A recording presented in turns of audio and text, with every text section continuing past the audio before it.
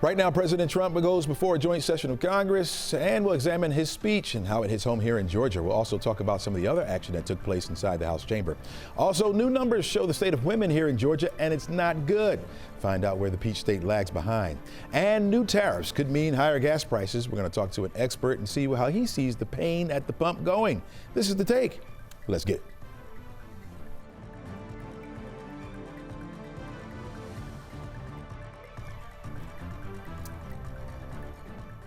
Hello and welcome. I'm Chesley McNeil, and this is The Take, where we go above and beyond the headlines and look at the why and how stories are impacting you and your community. We invite experts on. They give us all the lowdown. They're very knowledgeable about topics, especially today's headlines. So we'll talk to them about that. We'll try to have a little fun as well. But we're going to start you off with the weather. And boy, was it something last night as those storms rolled through our forecast area. Overnight, a round of storms moved through the forecast area, producing heavy rain and strong winds, which caused localized flooding and even brought some trees down in our area. Earlier, Georgia Power was reporting several thousand customers still in the dark. The good news is that the storms have pushed out of our area. It was an overnight system, and that may have played in our favor just a little bit because the storms weakened as they moved in. We heard about tornadoes over into Texas and Louisiana, parts of Mississippi as well, but they weakened as they move into Alabama and into our state. Still packing quite a punch as far as those winds, though. Those winds were up to about 40 to 50 miles per hour at times. And of course, you can see some of this damage around the area. Some of those trees falling down on power lines, leading to those power outages in the area. And we could still see more of that this afternoon because the winds will remain strong. Our wind advisory will last until 7 o'clock this evening. The good news is that our 11Alive impact alert is over. We'll see clouds around the area for the afternoon. There's about 20 to 30% chance for an isolated shower to be around. But for the most part, again, we got the drying that's going to take place. Now, those winds will pick up once again this afternoon, and any trees that have been weakened by those storms could begin to topple over. So please be careful as you're out assessing the damage, okay? Colder air will be coming in behind that front, and so you can see by Thursday, we're going to start you off in the morning with temperatures in the 30s. There could be a few snow flurries in the higher elevations of the North Georgia mountains. That's how cold it's going to be in the morning. We'll only make it to 55 degrees for a high. The good news behind that is that we rebound quickly, so that by the time we get to the weekend, temperatures will be back into the 60s. In fact, getting closer to 70 degrees by the time we get to Saturday. Here comes another front. Now, I mentioned this before, these roller coaster temperatures that we're on, folks. We're going to be on it for a little bit here. Spring is this coming weekend, but you see that temperature going back down into the 50s for Sunday behind the front. 57 degrees will be the high temperature. We'll have a few showers around. I know some of you are gearing up for the hunger walk. Well, we may be doing it in the rain. We'll be out there cheering you on, of course. Again, 57 will be the high, and then we rebound once again as we head into Monday and into Tuesday. Those temperatures will start to heat back up. Keep in mind, we should be in the low 60s this time of year, right around 63 degrees. We'll be above that on Monday, getting back to the 70s again as we head into Tuesday. We'll be at 73 degrees under mostly sunny skies, so that will feel mighty nice out there. Some of you waking up this morning, probably getting out trying to see some of the damage from last night. We'll be looking at some of that damage that's around, so be very careful, okay? Be very, very careful as far as you're going out trying to look at some of that damage, because there could be some things that have flown around last night and it could be still on your ground. And so we'll be looking at that around as well. And again, with the wind still out there, we could still see some trees toppling over. Okay, as we enter into the early stages of Women's History Month, there is some new data out there today showing Georgia is missing the mark when it comes to the stature of women here in the Peach State. Wallet Hub compared the 50 states, including the District of Columbia, and placed Georgia 43rd out of 51 states. It's based on a ranking of 25 key metrics, including the share of women living in poverty and high school graduation rates, and the rate of uninsured women and the quality of women hospitals in our forecast area. Here now, joining us to take a deeper look, and help me if I'm getting your name wrong, but this is Dr. Shatakshi Donjay. Is that correct? Good morning. Yes, that's right. I got it right. All right. Talk to us. When you hear these numbers, right, about where Georgia ranks with women, does it shock you at all? Yes, it does. I've been a Georgia resident for long, and of course I want to see the state go up in the ranking when we are talking about women. We are somewhere in the bottom, as you mentioned, but if you go into the statistics, there are some interesting takeaways into that. If you look at the top states, top 5 states with high median earnings, Georgia is number 5 actually. So make sure that we understand the index. It looks at 25 different things. The state is doing well in some parts, not doing so well in other parts. All right. So when we hear that we're doing bad in spots, why does the state rank so low? What is it that we're missing here? The index has 25, but I'm going to just highlight a few of those. As you mentioned, there are two major types. They are looking at social and economic well-being of women as well as women's health. And I think Georgia suffers with high maternal mortality rates in our state. The last statistics that came out, we had nearly 40 per 100,000 maternal deaths. And women's health is something which is heavily weighted in this index, and Georgia definitely needs to do more about that. We have great numbers in terms of women-owned businesses, but we do not provide good child care, for instance, and that is sometimes is going to hurt women who are working in those businesses or going to start those businesses. Gotcha. Now, of those things you mentioned, what can we do to help turn the state around?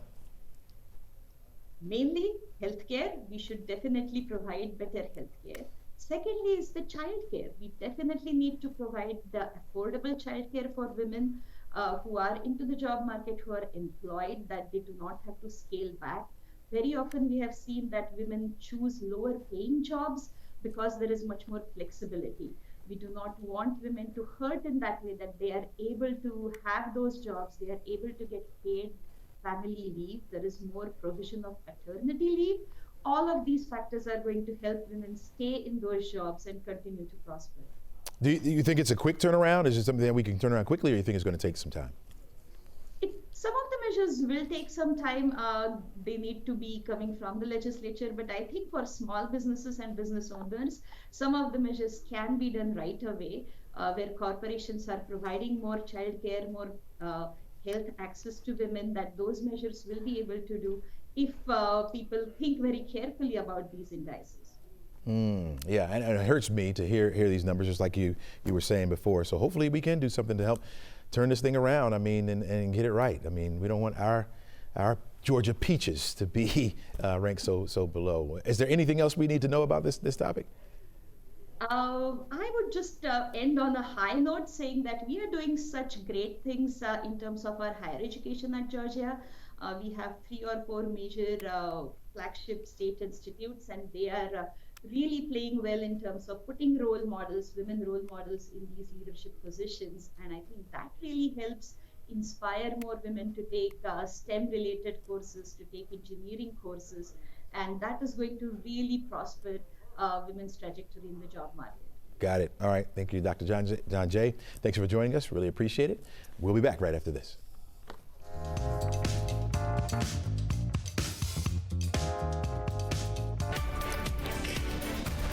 All right, welcome back. Welcome back to the show. Last night, President Donald Trump called his second term in office a ringing success before a joint session of Congress. He used his remarks to boast about what he calls his administration's swift and unrelenting action. It was the longest presidential speech to a joint session of Congress ever, which drew cheers and applause from Republicans and some jeers and signs of protest from Democrats. Joining us now is NBC Washington correspondent Alice Barr. Alice, welcome back to the show, of course. And we know you were watching this speech very closely. Talk to me real quickly about maybe your take on what happened in the chamber last night. It was sort of an unusual scene, right? Yeah, it was really, Chesley. Hi there, good morning. And you know, it's usually these speeches are sort of course, the new president, or if it's farther along and it's the State of the Union, the president wants to highlight his whole agenda. But there's usually kind of a tradition of not openly going after your predecessors. And we did hear President Trump more than once go after President Biden and really openly slam his predecessor and his policies that he had in place. He also openly kind of taunted Democrats on a number of occasions, and we saw Democrats actually break protocol from what their leadership had told them to do. Democratic leadership had urged everyone to just show restraint, to not do any kind of public protest, but that didn't necessarily happen. There were a number of signs among Democratic lawmakers with messages like "Save Medicaid," "Musk lies," "false." So yeah, it was a lot more sort of open, kind of some of the antagonism across both sides of the aisle. Not really a coming together. In fact, one of those moments that went viral was the speech from Al Green, a congressman from Texas, when he interrupted the president, and then he was escorted out of the House chamber. Break down that protest for us, and what was he trying to accomplish there?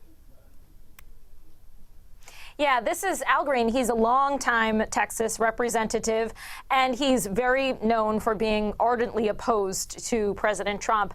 But yeah, he out on the House floor. It was only about 4 minutes into the speech from President Trump. He started shouting, "You don't have a mandate." President Trump had said that his, very substantial election victory amounted to a mandate to carry out all of this rapid fire change that he has been doing.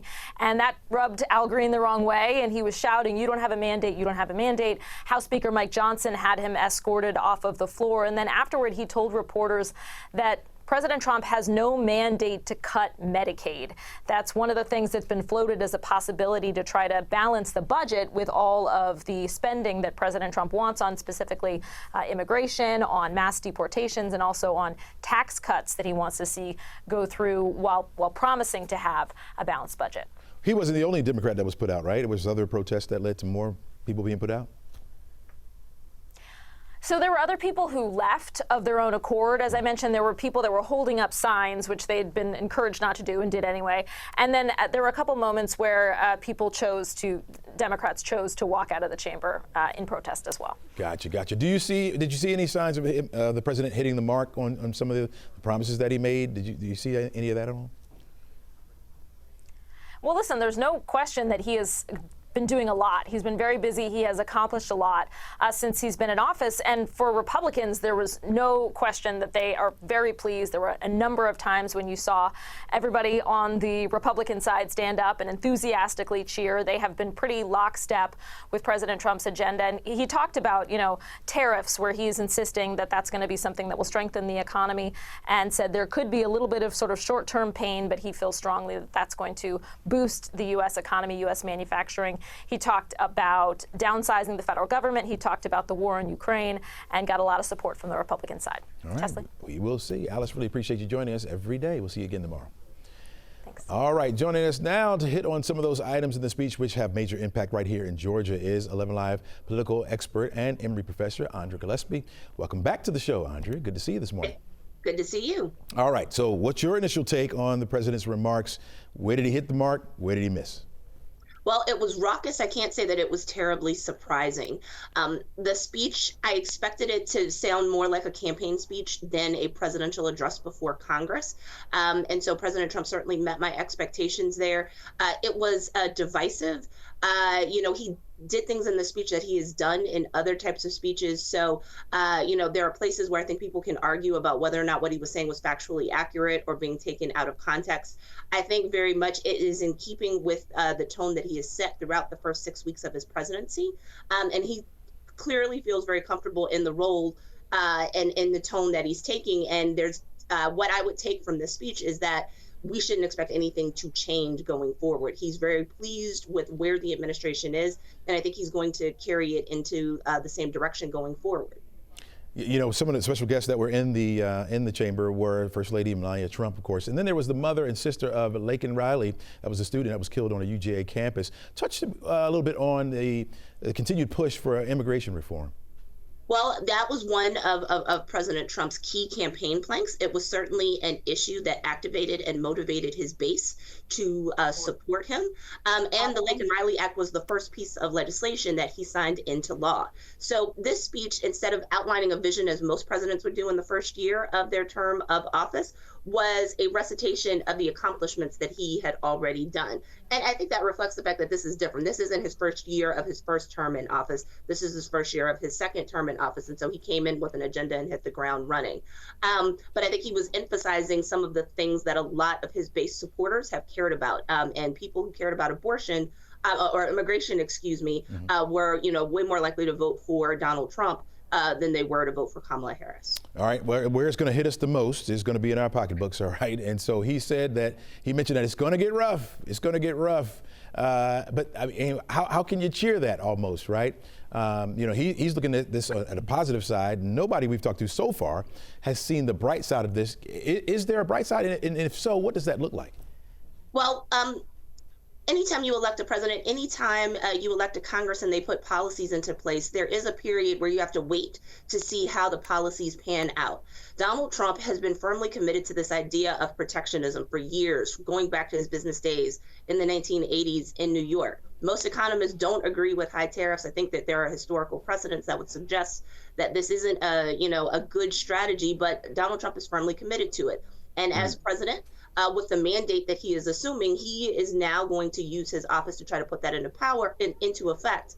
And now we're going to see what the downstream effects of that are. So if the gamble works, it will pay off for him well politically. But if it turns out that we have a sustained period of higher prices that people directly tie to these tariff deals or these tariff decisions that he is making, then he will likely pay the price politically, and his support might erode, particularly amongst those voters who voted for him strictly on the economy and weren't necessarily voting for him for his immigration plan or his take on lawfare or some of the other issues that also animated the 2024 election. You mentioned that if you voted, those that are out there vote, if you voted for Donald Trump right now, are you happy with your vote? I mean, what do you think?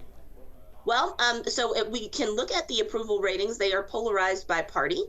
And so Democrats disapprove of the job President Trump is doing. Republicans still are very supportive of the job that President is doing.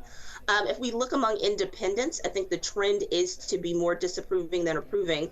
But Donald Trump is also looking at other data points. So, for instance, if we look at the right direction, wrong track question, while the country is still mostly perceived to be heading in the wrong direction, that gap has actually narrowed since Donald Trump has taken office. And so these are the data points that he is seizing on to affirm that he is making the right decisions for the American people and that he has their support.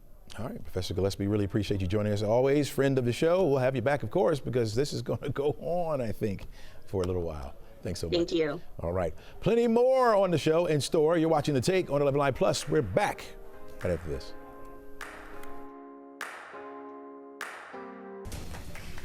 All right, welcome back to the show. You know, new tariffs is put in place this week, and we are expecting those gas prices at the pump to go up and up and up. Right now, if you fill up your tank, the cost of unleaded gas, according to AAA, will cost you about $2.93. It's only about 2 cents more cheaper than it was a month ago, but those figures are expected to rise, of course. Here to examine the projected pain at the pumps for us is Patrick DeHaan. He's the head of petroleum and analysis at Gas Buddy. Welcome to the show, Patrick. Thanks for having me. All right, give us your take on how painful it can get at the pumps. Well, I think to what you were saying, we have the seasonal trends that normally lead to gas prices going up this time of year. Although we haven't seen much of an increase yet, I think the tariffs are going to be kind of a secondary impact. And the good news for those in Atlanta is that tariffs probably really won't make any deal when it comes to gasoline prices. The seasonal dynamics will push prices up anywhere from 20 to 40 cents over the next 4 to 8 weeks. Those seasonal dynamics include refinery maintenance that's now happening before the summer driving season, rising demand as spring break travelers hit the road and temperatures start to gradually warm up, and the transition from winter gasoline, which is cheaper, to summer gasoline, which is more expensive. The tariffs probably will only have maybe just a couple of cents of impact in Atlanta. Now, it does vary based on where you are. The good news is that both the tariffs are likely to be a very low-level impact, but the seasonal factors are something we have to watch. All in all, the tariffs probably be far more impactful in areas like the northeastern U.S., where they do receive a lot of gasoline supply from refineries in Canada. That's where those tariffs are going to hit a little bit harder. So you're saying here in Georgia, the tariffs won't play that much of a role? It's the switchover? Yeah, that's really correct. Tariffs are really going to have almost negligible role in gas prices in Atlanta, and that's because a lot of the oil that you eventually put in your car in the form of gasoline is coming out of refineries in the U.S. A lot of that is U.S.-produced crude oil, and it's not subject to tariffs. So tariffs are going to be very much an unevent or non-event, I should say, for Atlanta, but not everyone's going to fare the same. Those in the Northeast will likely see a 20, maybe 25 cent a gallon impact. Those in the U.S. Midwest, the Great Lakes, and the Rockies, they also receive a lot of Canadian crude oil. So that's where that 10% tariff is going to take a bite, but not so much in Georgia at all. Do you think this will fuel more talk about domestic drilling of oil, especially off the Gulf shores? Do you think that's going to lead to that? Yeah, there's a lot of discussion about that already. The one thing that a lot of Americans don't know is that while the U.S. is the world's largest oil producer, there's been 50 to 60 years of precedent. A lot of refineries in those inland areas I described that receive Canadian crude oil can't just yank the hose out and switch over to U.S. produced crude oil. Number one, there's not a whole lot of pipelines that deliver crude oil south to north. So that's one challenge. The second challenge, a lot of those refineries aren't set up to handle a U.S. type of crude oil. It's kind of like putting gasoline in a diesel-powered vehicle. It's something that would require a lot of change at refineries, and that would require billions of dollars in investment. So it's not such an easy solve. All right, help us out here. What do we do as these prices go up? I mean, what's going to happen, man? Yeah, there's not a whole lot you can do. It's kind of like egg prices, right? You can stock up, but where are you going to put it all? Right. So the other issue is it's a commodity price. It's going to fluctuate. What goes up eventually will come back down. And here's the good takeaway, is I'm hopeful that gas prices this summer, well, maybe the low $3 a gallon region when prices peak. That's lower than last year. So all in all, watch out for tariffs. If they continue for a longer period of time, they could slow down the economy. But overall, gas prices this summer likely to be at their lowest level really since prior to the pandemic, and that's a good takeaway. I was going to ask you that. I was going to ask you that very thing. Is it going to change behaviors? Do you think it'll have impact on behaviors? And obviously you said it would. People maybe not going on those longer vacations or driving. Certainly it's going to have an impact on other travel as well, like traveling by plane or train or whatever. What's your take on that? Yeah, exactly right. There's going to be, keep in mind, if the economy does slow down, there's going to be a lot of consumer change in behavior. A lot more folks are getting pushed back into offices, although not all of them. So we will see a return somewhat of the U.S. Commute. But all in all, that's going to take a lot of time. If the economy does slow down, there's a lot less discretionary spending that's going to be happening. Tariffs have really taken a bite out of some of the airline stocks because of worries that an economic slowdown will probably hit some of that discretionary travel more than other areas of the economy. All right, Patrick DeHaan with Gas Buddy, our buddy. We're going to have you back, especially as we change over to that summer blend and the prices go Looking up. forward to it. Go back on. All right, thanks a lot, Patrick. Really appreciate it. Thank you. All right, folks, don't go anywhere. My final take after this break. All right, Houston, we have a problem. This was the scene yesterday as a rogue cow was spotted running down the street there. Yeah, it was the first day of the Houston rodeo, so maybe that's where it came from, right? Police say that's exactly what happened. It busted out of the rodeo. You can see a guy chasing the cow down the street, gets close enough to grab the rope, and then he trips over a cone. But officials with the Houston Livestock Show say the rodeo, that the cow was quickly corralled and wasn't a problem. Look at that. Oh, my gosh. All right. Before we go, my final take. LeBron James, already the NBA's leading scorer, right? Hit a three-pointer yesterday or last night against the Pelicans to become the only player in NBA history to score 50,000 points. Does that mean the debate is over? No, no matter where you go and talk basketball, whether it's at the barbershop, beauty salon, or the grocery store, everybody wants to know who's the greatest player of all time. Well, does it mean LeBron James finally gets the title? No, certainly not. King James is certainly one of the greatest players of all time, but the greatest title, that title belongs to Michael Jordan. Maybe at 40 years old, he'll still play till he's 47, and maybe he'll get it then. No, he won't. Michael Jordan, still the greatest player of all time, right? Thanks for joining us today, folks. We say goodbye with your moment of Zen.